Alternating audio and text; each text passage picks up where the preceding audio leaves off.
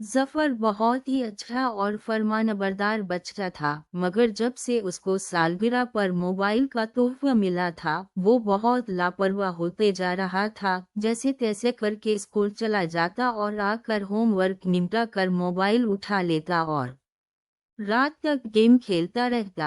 जफर के वालिदैन इसको समझाने की कोशिश करते, मगर वो एक कान से सुनता और दूसरे कान से निकाल देता, फिर दोबारा गेम की दुनिया में खो जाता। एक रोज जब जफर घर आया तो इसकी अम्मी की तबीयत कुछ खराब थी, मगर वो नजरअंदाज करके गेम खेलने बैठ गया और वक्त गुजरने का एहसास ही न हुआ। शाम को जब अब्बू घर आए तो उसने देखा कि अम्मी बीमारी के बाइस बेहोश हो चुकी हैं। ये देखकर अब्बू फौरन अस्पताल गए और जल्दी में जफर को घर छोड़ गए।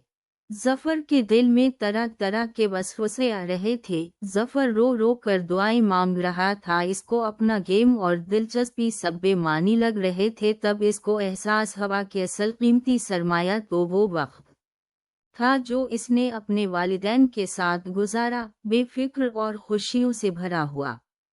जब वो हर वीकेंड अपने वालिदैन के साथ पिकनिक पर जाता था, ये सोचते हुए इसकी नज़र दीवार पर लगी इस तस्वीर पर पड़ी, जहां वो अपने अब्बू के कंधों पर बैठा बेफिक्री से पतंग उड़ा रहा था और यादगार लम्हा इसकी अम्मी ने महफूज किया था।